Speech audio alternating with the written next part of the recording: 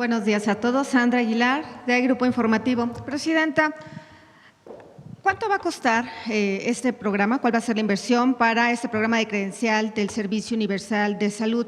¿En cuánto tiempo se pretende, Presidenta, tener al menos al 100% pues, afiliada a la derechohabiencia? Y en ese sentido también surge una duda en este tema. Cuando se acude o cuando alguna persona acuda de urgencia a alguna instancia o alguna clínica que no le corresponde, se me ocurre, por ejemplo, embarazo, ¿se va a seguir atendiendo en esta clínica? ¿Le van a dar seguimiento? ¿Tendrá que regresar? Y sobre todo el tema de saber si los medicamentos se van a seguir surtiendo a donde acudió de urgencia, ¿tendrá que regresar a su clínica? En ese sentido, bueno, en el tema de salud, estas preguntas tendría. A ver, es muy importante lo que preguntas. Primero viene el proceso de credencialización y poco a poco vamos a ir avanzando en el sistema universal. Este año sigue siendo la atención de acuerdo a tu derechohabiencia. Si eres del IMSS, en el IMSS, si eres del ISSSTE, en el ISSSTE, si eres del IMSS Bienestar, en el IMSS Bienestar, o en su caso, en los servicios de salud estatales. Ahora, hay servicios de urgencia que por obligación tienen que atender en cualquier lugar.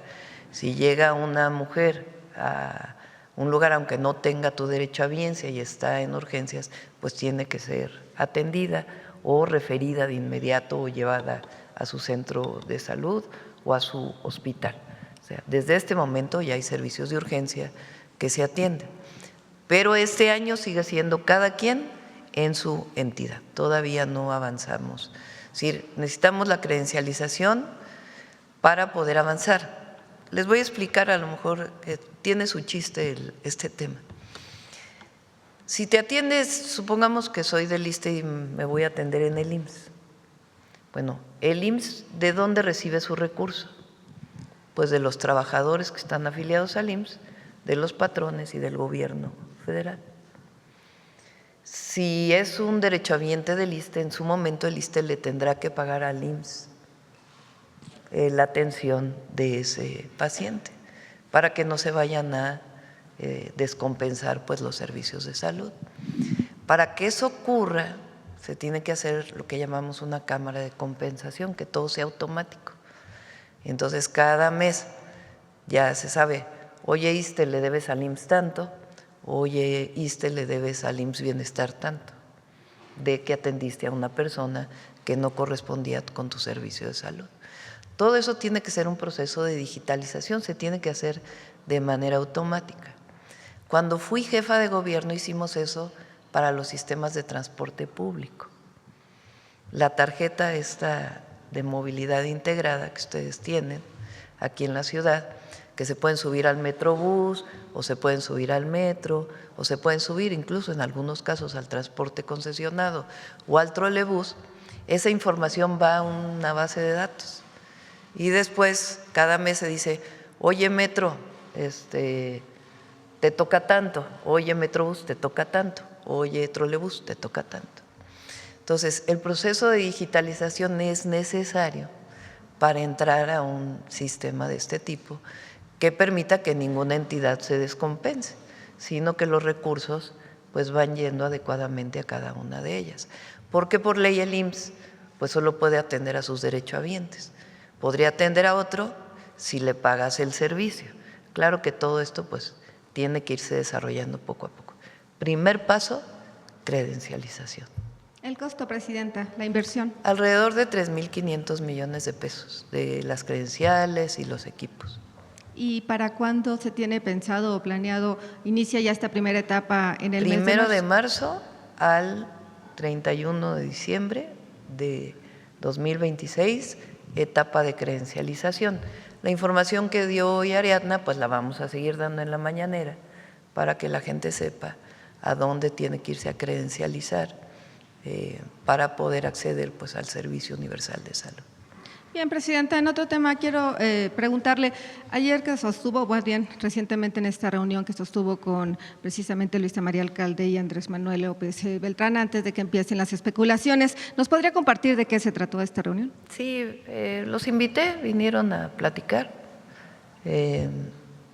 no los había visto hace tiempo y esencialmente tiene que ver, pues me buscaron y los saludé. Eso es todo.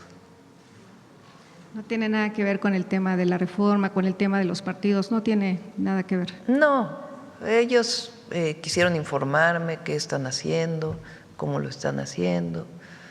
Pues es, digamos, obviamente yo soy presidenta de todas las mexicanas y mexicanos, ¿verdad?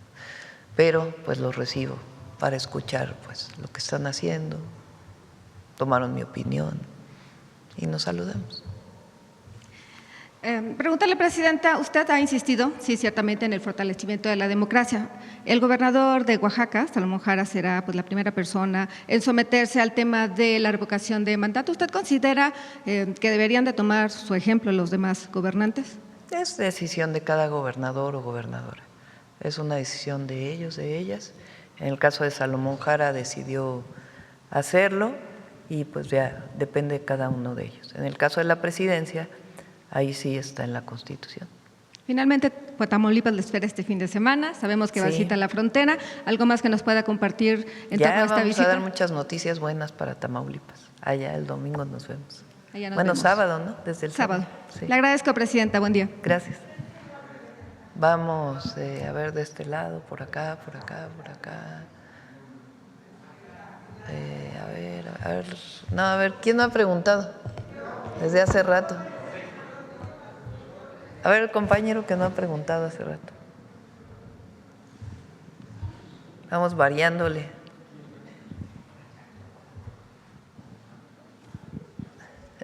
Buenos días, Presidenta. Jorge Salcedo del Sol de México.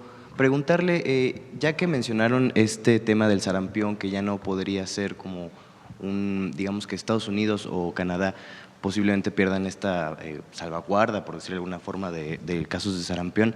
Queremos preguntarle si habría algún sistema que estarían coordinado con estos países rumbo al Mundial de la FIFA 2026 para ver cómo es que se podrían pasar los casos de esta u otras enfermedades entre fronteras en ese periodo. Sí, efectivamente venimos trabajando en forma conjunta. Desde que empezó el brote hemos estado en contacto con la Organización Panamericana de la Salud, que es la que finalmente tiene que calificar la manera en que se controla el brote. Tenemos programado una reunión para la primera semana de abril, en donde cada uno de los países va a presentar cómo ha actuado y procedido para controlar el brote. El mensaje muy importante es vacunarse. El mensaje, no hay otra manera de controlarlo más que de vacunarse. No debe de afectar para la Copa Mundial. Lo que se decidirá en esa reunión de abril es si será necesario vacunarse o no. Hasta este momento, cualquier persona que vaya a viajar, la recomendación, no la obligación, la recomendación es que esté vacunado precisamente contra el sarampión. Entonces, sí hay una comunicación estrecha con la Organización Panamericana de la Salud. Incluso hemos tenido visitantes de ellos supervisando todo el proceso. Y en este mismo sentido preguntarles, ¿para cuándo se buscaría llegar al 95% de cobertura? ¿Hay alguna Quisiéramos llegar lo más pronto posible y es muy importante que la población vaya precisamente a vacunarse.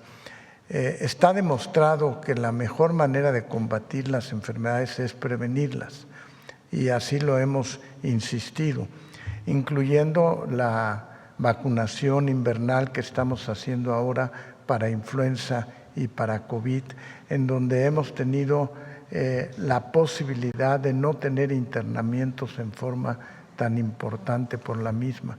Entonces hay que recordar que la mejor manera de atacar una enfermedad cuando es posible prevenirla es la cosa más eficiente que podemos tener. Y también, ¿habrá algunos centros, stands de vacunación en los fan festivals que dijeron de la FIFA o en aeropuertos, algún otro lugar para también fanáticos, no solo mexicanos? Sí, todo eso se verá. Lo que es muy importante es prevenir incluso antes de que ocurra.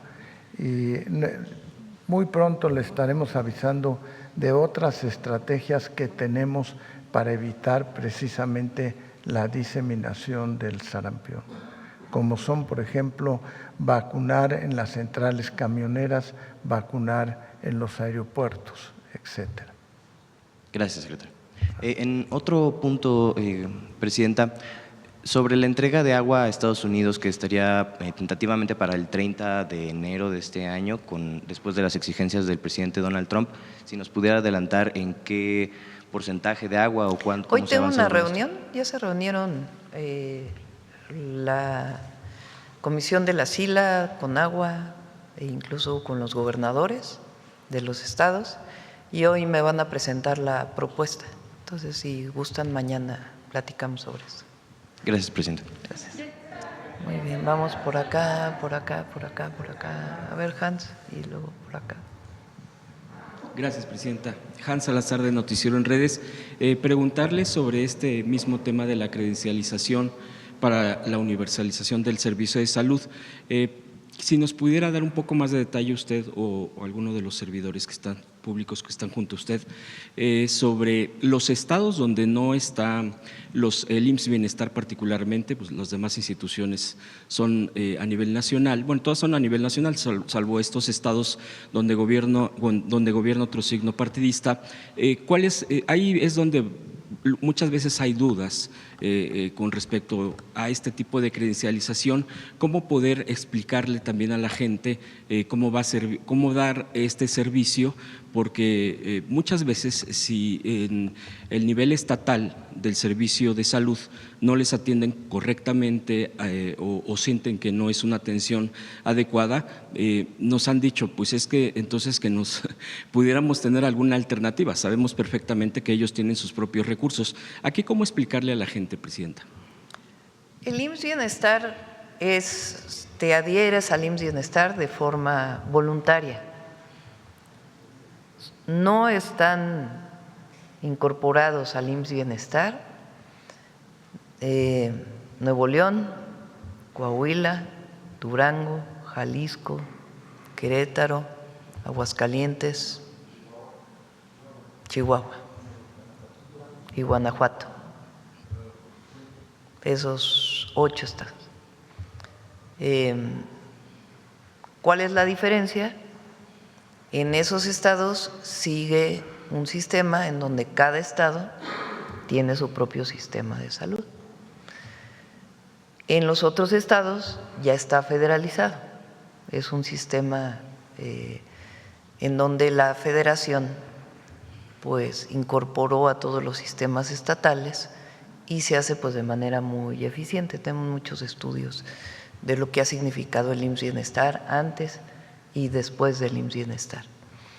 Bueno, la credencialización del Servicio Universal de Salud pues dependerá de cada estado, si quiere incorporar a su servicio estatal. Por ejemplo, en, digamos, Querétaro, se credencializaría a los que tienen IMSS e ISSSTE. Si el gobernador del estado de Querétaro dice yo sí quiero entrar, pues entonces también se credencializaría a los de su servicio de salud. ¿Qué condición tienen que tener? Que sea gratuito, porque en algunos estados todavía se siguen cobrando algunos servicios. Tiene que ser gratuito.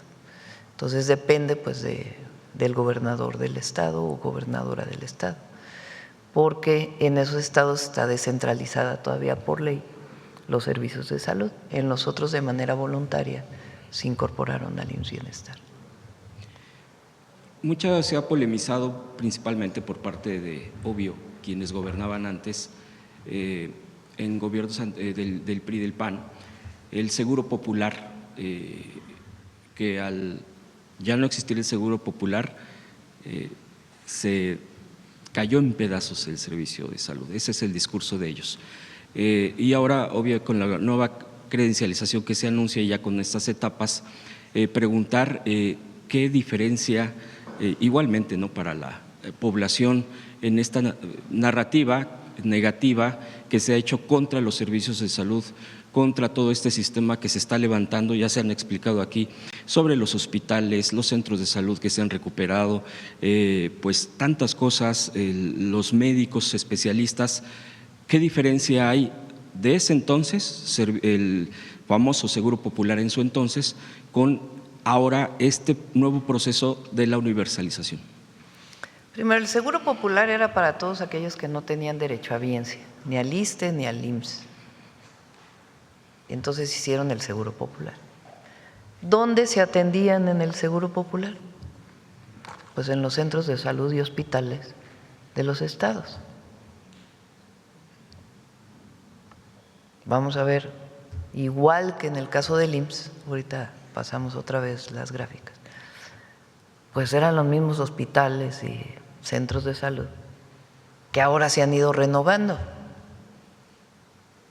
Se hicieron con ese recurso supuestamente 90 hospitales.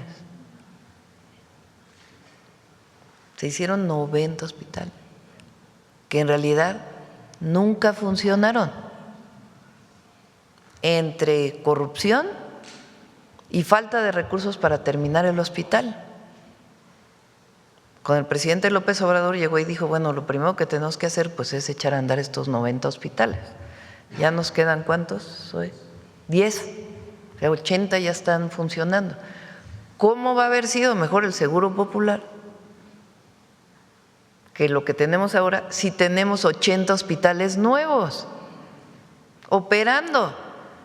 Ya nada más con eso. Era la propaganda de Seguro Popular. Fíjense nada más en el IMSS, o sea, 30,000 camas que se hicieron de 43 a 82, casi 40 años.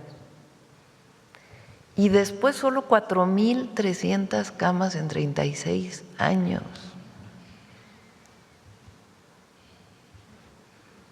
¿Cómo?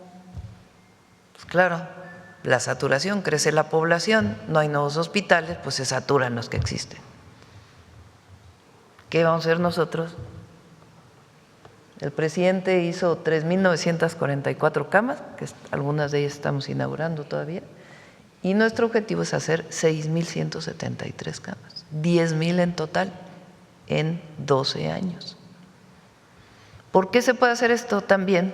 Pues porque aumentó el salario mínimo, porque se quitó el outsourcing y eso le da al IMSS más recursos y con esos recursos se hacen más hospitales.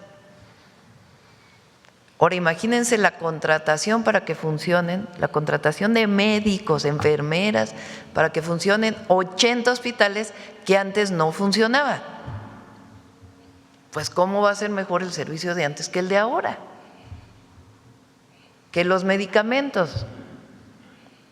Ahora se accede a todos los medicamentos que están definidos por los llamados PRONAMS, por los protocolos de atención médica. Antes solamente te daban un grupo de medicamentos básicos, lo demás no estaba incluido en el Seguro Popular. Entonces es mucha propaganda de lo que supuestamente era el servicio de salud antes. Y muchos recuerden que le pagaban a los privados. Los hospitales. Pues sí, donde no había servicio se le pagaba al privado. Entonces, ¿qué estamos haciendo nosotros? Fortalecer el sistema de salud pública. Y nos interesa no solo los hospitales, sino el primer nivel de atención. Por eso el salud casa por casa. Las y los mexicanos tenemos un problema grave, que es la alimentación y el sedentarismo. Se promovió también durante todo el periodo neoliberal el consumo de productos chatarra y eso ha generado un problema de enfermedades en la población, diabetes, hipertensión, que afecta a los riñones. La cantidad de hemodiálisis que se hacen en México es impresionante. Entonces, acompañado de eso, todo el sistema de prevención que estamos haciendo y de atención temprana, salud casa por casa, vive saludable, vive feliz en las escuelas, el quitar la comida chatarra de las escuelas. ¿Por qué? Porque no podemos seguir pues creciendo. Mientras crece la población, nos hacemos mayores con estas enfermedades. Entonces es un sistema integral de salud pública. Eso no existía antes. Y por más que digan de los medicamentos, hoy se tienen medicamentos de cáncer en todos los centros de atención, si acaso falta 1 o 2 medicamentos, y hay intercambio de servicios para poder llevar los medicamentos. Los centros de salud del IMSS Bienestar, con las rutas de la salud, tienen los medicamentos de los 200, ¿cuánto? 147 medicamentos que fueron definidos por los médicos especialistas, que son los que se deben usar, y vamos avanzando.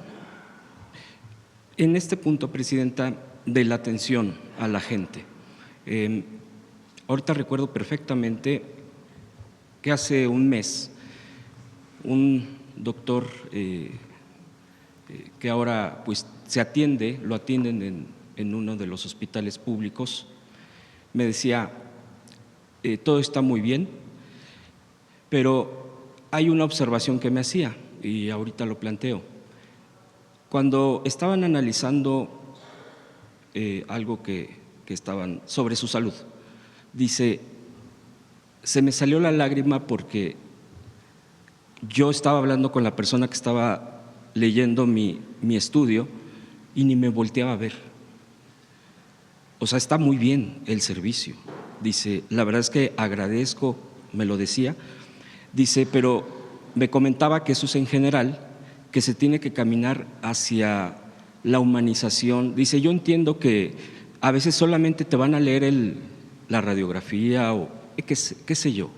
Dice, pero a veces esa parte o la gente misma que acudimos a un servicio y desde la entrada nos da que me va a decir no, o espero que me atienda y que, es decir, desde que uno va a pedir informes o a la cita correspondiente, esa parte de la humanización de los que atienden, no solo el servicio, los médicos, las enfermeras, etcétera, sino también el propio personal, esa parte trabajarla.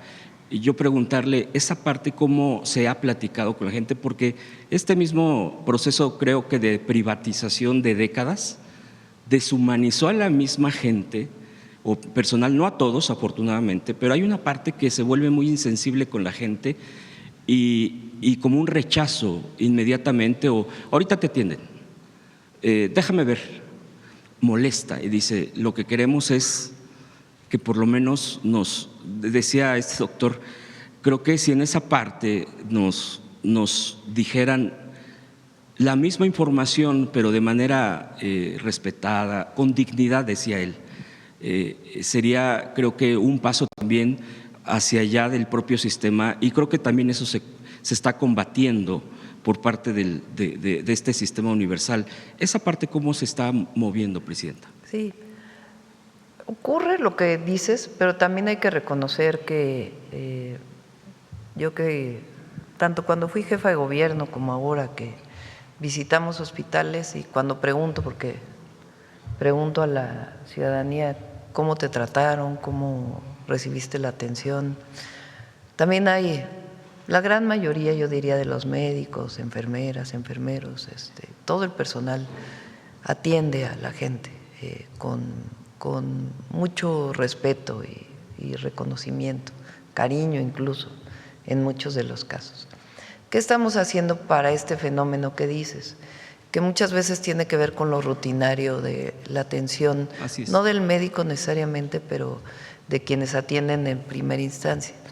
Es el programa que presentamos de trato digno. No sé si alguien de ustedes quiere hablar sobre el tema de trato digno. Soy luego.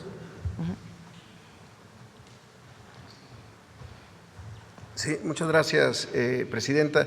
Y efectivamente, es uno de los temas en el que tenemos que seguir trabajando, en esta relación entre el personal y los pacientes, los ciudadanos, los derechohabientes. Y en ese sentido, como nos lo ha instruido la Presidenta, y además estamos convencidos de esto, por un lado, se está fortaleciendo mucho toda la parte de la capacitación y los agentes de trato digno, tanto las técnicas de atención y orientación al derechohabiente, las TAOD, que existen en el IMSS, estos kioscos, estos módulos, en donde se pueden acercar a pedir información, a gestionar muchas veces alguna falta de alguna atención, incluso temas de medicamentos. También creemos que la seguridad laboral de los trabajadores va a derivar siempre en una seguridad en el paciente y en un mejor trato. Las basificaciones, los incrementos salariales, o sea, todo lo que se dejó de hacer durante tantos años para dignificar también el trabajo de las personas, está de verdad además muy estudiado cómo va a mejorar siempre la calidad de la atención. Una persona que lleva años con un contrato eventual, sin seguridad social en algunos casos, en otras instituciones y demás, pues siempre genera una atención. Entonces hay que ver de los dos lados. Ahora, en particular el tema que se comenta es muy interesante y si nos lo permite podríamos presentarlo en algún momento. Que tiene que ver justo en el momento de la consulta. Tenemos un programa que se llama Mírame a los ojos, que es tal cual cómo facilitamos con tecnología la posibilidad de que la interacción en el interrogatorio entre la médica o el médico y el paciente sea mucho más humano. Lo que comentaba la Presidenta, ya contar con un expediente clínico electrónico va a mejorar mucho la calidad de la consulta, porque toda esa información que antes se tenía que volver a repetir o pedirle a las personas, a ver, déjame ver tu receta o déjame ver el estudio que te hicieron, ya está sistematizado. Pero además, esto de Mírame a los ojos tiene que ver con un comando de voz, es decir, el médico o la médica que va haciendo la nota médica a la hora, la va redactando, eso es lo que está haciendo en la computadora, ya puede hacerla con el comando de voz sin necesidad de teclear, pues. Entonces, es tecnología que cada vez es mucho más accesible y permite justamente ese contacto visual que muchas veces pues interpreta como frialdad o desinterés, indiferencia, y a veces no lo es, a veces es que están trabajándolo ahí. Tenemos que seguir mejorando siempre los temas de trato, porque no es una opción el trato digno, no es como se decía antes, sonríe y saluda, no, eso también hay que hacerlo, desde luego, pero el trato digno tiene que ver con derechos humanos. Muchas veces no se sabe que al maltratar a alguien lo que se está haciendo es discriminarlo o es un acto de racismo también en muchas ocasiones. Entonces, la verdad que hay mucha motivación por parte del personal de capacitarse y entrar en esta nueva dinámica de trato digno. Gracias.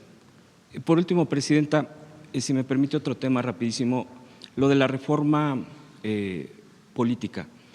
Usted ya lo ha expresado, incluso viene el tema de su revisión en las cámaras y lo procedente. Hemos estado platicando, compañeros, sobre esto y analizábamos cómo han venido los procesos de las reformas políticas en nuestro país. Una de las que más se menciona, porque han sido varios cambios, fue la de los 70s. En la época de López Portillo,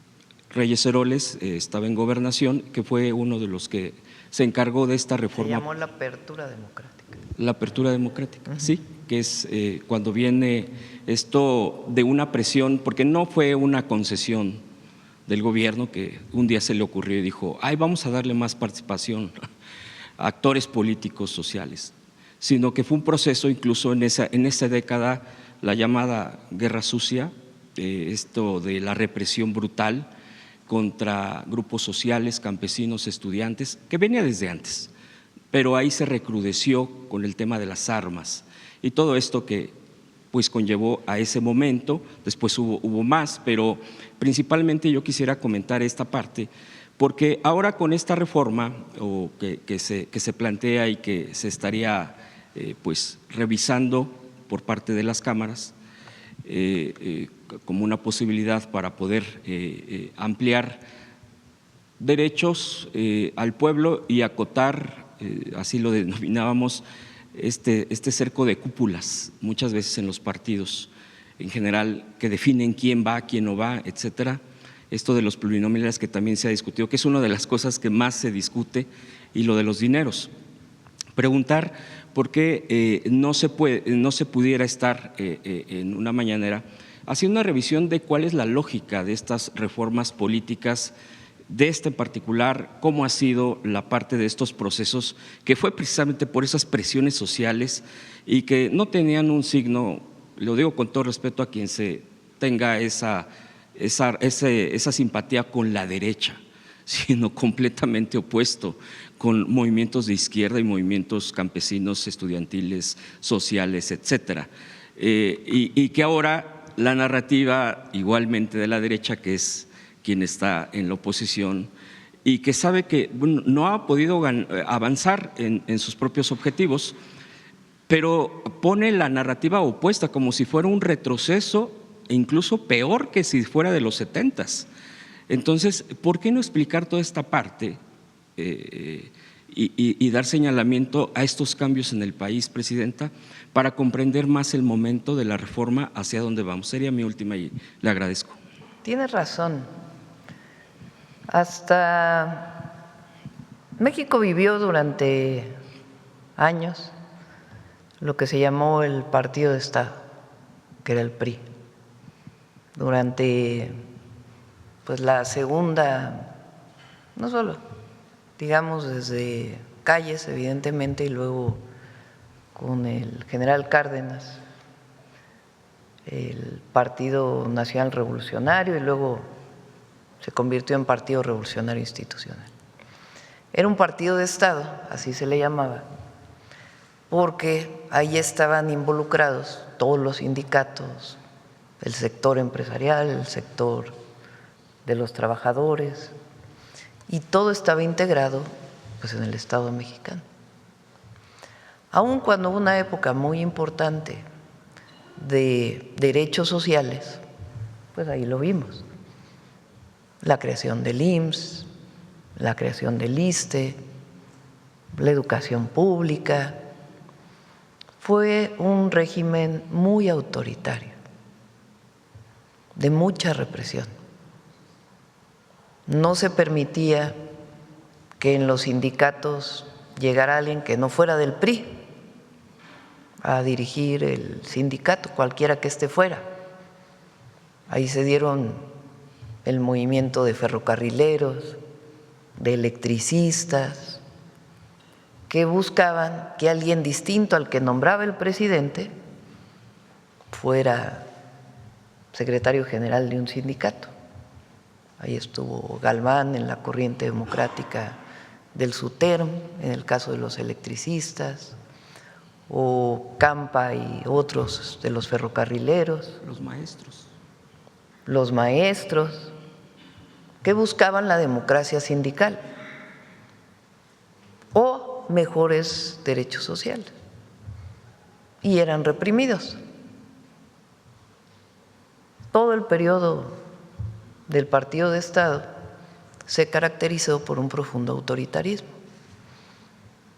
Su cúspide, digamos, aunque había habido represión de médicos, de ferrocarrileros, de maestros, de electricistas, fue la represión de 1968 contra los estudiantes, que se organizaron por un conflicto que hubo en una preparatoria y que después se fueron organizando, que fueron reprimidos y se fueron organizando para pedir la desaparición del cuerpo de granaderos, para pedir la liberación de los presos políticos. Estaba preso entonces Valentín Campa, Vallejo, a ver si me acuerdas tú, José Alfonso, y termina en la represión de Tlatelolco, donde pues disparan contra los estudiantes y a la dirección del Consejo Nacional de Huelga la encarcelan. Ese es, digamos, un momento cúspide. Ese fue el gobierno de Díaz Ordaz. Fíjense, López Mateos nacionaliza la electricidad y tiene un discurso nacionalista muy reconocible, pero reprimió a maestros, a organizaciones sindicales que querían o trabajadores que querían democracia sindical. Es muy autoritario. Cuando llega Echeverría en el 70, pues ahí se plantean la posibilidad de abrir por la presión de la gente, de los movimientos sociales diversos, y que participaran otros partidos políticos, porque solamente estaba el PRI, el PAN y algunos partidos que habían creado como pues apéndices en realidad del PRI. El PPS tuvo en su tiempo pues alguna participación, pero los demás pues eran apéndices. Entonces abren para que los partidos pequeños se puedan registrar y participar en las elecciones, entre ellos el Partido Comunista Mexicano. A eso se le llamó la apertura democrática y se permitió que participaran y que dependiendo del porcentaje de votación tuvieran diputados plurinominales. Ahí se inició. Para las minorías. Después vino la reforma política con López Portillo, donde se avanzó más, pero tienes razón de que no fue una concesión del gobierno, fue producto de una movilización popular muy intensa, exigiendo democracia. Después viene, digamos, un quiebre muy importante que es 1988, porque el neoliberalismo inicia en 1982 con Miguel de la Madrid. Un sexenio de mucha inflación, recortes en el gobierno,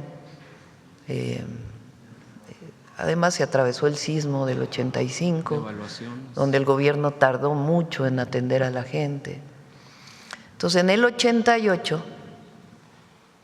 un grupo del PRI dice, porque entonces, ¿quién decidía quién era el presidente? El dedazo, así se llamaba, el dedazo del presidente.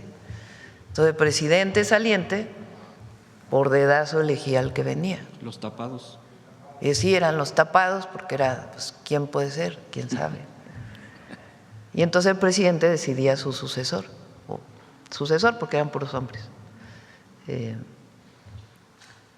Y luego en el 88 viene un quiebre, porque dentro del PRI, el ingeniero Cárdenas, Porfirio Muñoz Ledo y Ifigenia Martínez, principalmente ellos y otros, dicen, a ver, que ya no haya dedazo, que se elija democráticamente al candidato del PRI, que se elija de otra manera. Y Miguel de la Madrid dice no, y eligen a Salinas como candidato del PRI. Y ese grupo de la corriente democrática del PRI se sale del PRI y postulan al ingeniero Cárdenas muchos de los partidos pequeñitos que en su momento habían sido pues un apéndice del PRI, pero que deciden postular al ingeniero Cárdenas. Y también lo que entonces era el Partido Socialista Mexicano, ¿sí? O el PSUM, ya no me acuerdo, y el PMT, el Partido Mexicano de los Trabajadores, que digamos eran los dos partidos más a la izquierda.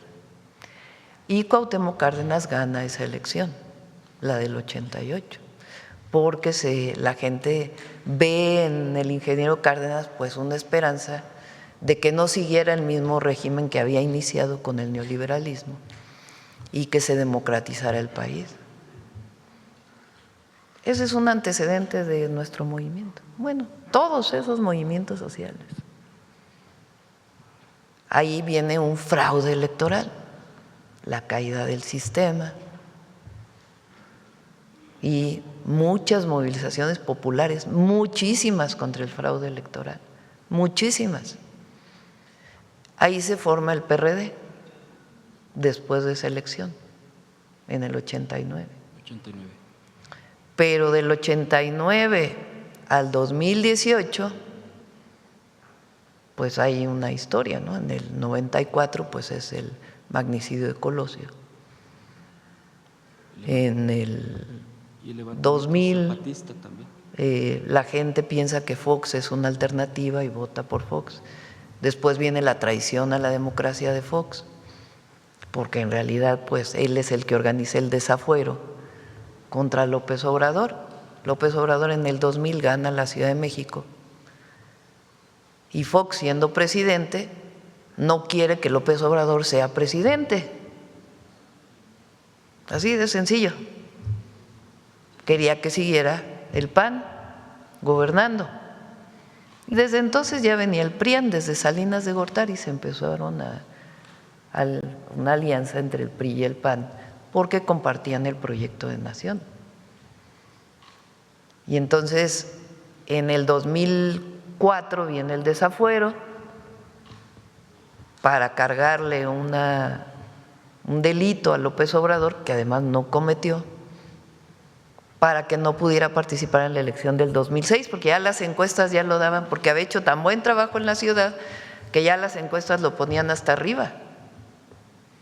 Entonces, desafuero, le inventó un delito por haber abierto una calle, un hospital. Fíjense, Fox, el que habla de democracia, fue el que le inventó el delito a AMLO. Él y su camarilla, ¿no? Porque ya estaba Salinas de Gortari ahí y todos, porque antes había sido los videoescándalos y todo eso. Entonces le inventa un delito, lo quieren desaforar, lo desafueran en la Cámara de Diputados y la movilización popular, pero ya en todo el país, ya no solo en la ciudad. Entonces AMLO regresa porque se echa para atrás Fox, porque dice, no, ¿cómo paro esto? Entonces se echa para atrás. AMLO participa en la elección, gana esa elección. En el 2006 la ganó el presidente López Obrador. Y viene el fraude electoral. ¿Quién cometió el fraude electoral? Pues Luis Carlos Ugalde, del que habla hoy de democracia, era el que estaba en el INE. Sí. Fox, que era presidente, y Calderón, que era el candidato del PRIAN en realidad, porque aunque en el PRI estaba Madrazo, que hoy anda todos juntos, pues en realidad era ya parte de eso. Entonces viene el fraude electoral. Fíjense, todos estos que hablan de democracia, que somos nosotros el autoritarismo, todo eso, bueno, pues, ¿quién organizó el desafuero? Fox. ¿Quién organiza el fraude electoral? Luis Carlos Ugalde, que anda en Estados Unidos hablando del autoritarismo del gobierno de México, de la presidenta. Fox, Calderón y todo el PRI. Entonces viene otra vez las movilizaciones. Hacemos un plantón en Reforma. ¡Ay, los medios encima! Sí, pero ¿cómo es posible que cierren Reforma? Y decíamos nosotros, ¿cómo es posible que haya fraude electoral? Nos quedamos ahí varios, ya no sé cuántos días fue el plantón de Reforma. 45, 46 días. 45 ahí durmiendo. Aproximadamente, sí. López Obrador en una casa de campaña aquí en el Zócalo. Viene el grito del 15 y el 16 de septiembre. Fox finalmente, no sé si decidió gritar o ya no. Ya no, ¿verdad? Se fue a Dolores. Se fue. Se fue a Guanajuato. Porque aquí, no, y trataron de desalojar el Zócalo, no querían que se diera el grito aquí. Entonces da el grito Alejandro Encinas, que era entonces el jefe de gobierno sustituto, bueno, jefe de gobierno formal, que quedó O sea, López Obrador llega al 2005 y después eligen a Alejandro Encinas. Un año. Y estábamos todos aquí en el Zócalo para el grito de independencia que lo da Alejandro Encinas. Y le llamamos el grito de los libres. Esa campana está ahí en el Palacio de Gobierno la pusimos ahí, porque en Mancera la había quitado, quién sabe dónde andaba, y la regresamos. Está ahí, se puede visitar en el Palacio de, ¿cómo se llama? El Ayuntamiento, el Palacio del Ayuntamiento. 2006, bueno, fue tal la campaña en contra que la verdad fue muy difícil para todo el movimiento levantarnos de ese proceso. Pero decidimos nombrar, bueno, primero se hace la Convención Nacional Democrática, fíjense, y luego decidimos nombrar a AMLO presidente legítimo. Y le pone doña Rosario Ibarra la banda presidencial. Ahí hay una foto que tengo allá en la oficina, a ver si la ponen. 2006. Para que vean quién ha luchado por la democracia siempre. Después de eso, pues seguimos con lo que eran los partidos de entonces. El PRD todavía estaba ahí. Ahí estamos. Ahí estoy viendo Está cortada, no sé por qué la cortaste.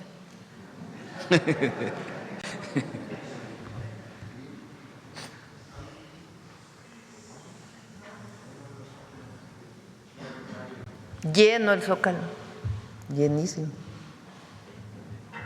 20 de noviembre. Y de ahí AMLO decide, se forma el gobierno legítimo. Entonces yo, en enero yo del 2007 regresé a la universidad a trabajar, pero seguí participando en el movimiento. Era secretaria del Patrimonio Nacional del gobierno legítimo. Y fueron 6 años de seguir luchando. Ahí está, mira. Bueno, había más compañeros, no sé por qué los quitaron de la foto.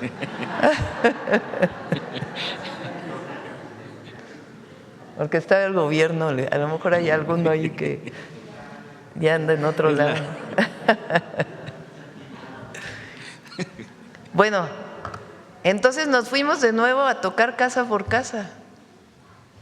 Y fue cuando él empieza a recorrer todo el país, todos los municipios del país. Todos. Y nosotros tocando casa por casa. Fíjense, yo trabajaba en la universidad y los fines de semana me tocó Querétaro y San Luis Potosí, de esos 2 estados. Íbamos a credencializar para el gobierno legítimo, luchando por la democracia, por las libertades, por la justicia social. Y luego viene el 2012. La elección del 2012. Y ahí viene pues toda la compradera del voto de Peña Nieto. Las tarjetas Monex. Las tarjetas Monex, Soria. la estafa maestra. En fin, mucho dinero, muchísimo dinero en esa elección. Y nosotros consideramos que había sido un fraude, pues porque se compró mucho voto, ¿no? Entonces fue que nos organizamos y decidimos que pues ya el PRD no nos representaba porque ellos firmaron el Pacto por México en 2012 con Peña Nieto. Y ahí acordaron pues la privatización del petróleo, la reforma educativa. Entonces decidimos que pues ya era tiempo de formar un nuevo partido político y se forma Morena. Ahí participamos en el 2015 por primera vez. Ahí en el libro que escribí ahí cuento algunas cosas. Y luego, y bueno, obviamente AMLO en el libro Gracias también lo cuento. Y en el 18 pues gana la elección Andrés Manuel López Obrador. Ahora, todos estos que hicieron fraudes electorales, todos estos que se convirtieron en el PRIAN, todos estos que fueron parte del modelo neoliberal que empobreció al pueblo, Los que avalaron el fraude. que quitaron derechos, sí, los que avalaron el fraude, ahora son los paladines de la democracia. Y ahora ellos son los que nos dicen a nosotros autoritarios. Estaba viendo ayer que en el Congreso ahora van a organizar un foro que se va a llamar Autoritarismo contra Democracia. Pero ¿quiénes son los autoritarios? Más bien hay que organizar uno que se llame Democracia y Defensa de la Nación contra los vendepatrias, ¿verdad? Los que andan yendo allá a Estados Unidos a ver si les hacen caso. Y al final, ¿qué es la democracia? El gobierno del pueblo. No se nos olvide eso. Porque parece que la democracia es que todas las élites estén representadas en el gobierno. No, es el pueblo. Esa es la definición de democracia. Gobierno del pueblo. Lincoln decía, gobierno del pueblo, para el pueblo y por el pueblo. Entonces, ¿cómo va a haber democracia sin pueblo? Eso no existe. Entonces, ¿cuál es el planteamiento de la reforma? Pueblo, pueblo, pueblo. Gracias, presidenta. Ya me pasé. Gracias. Ya fue mucho. Ya nos vamos. ¿Eu? El hospital de Sonora. Ya vamos a ir pronto a Sonora. Vámonos. Gracias a todos. Buen día.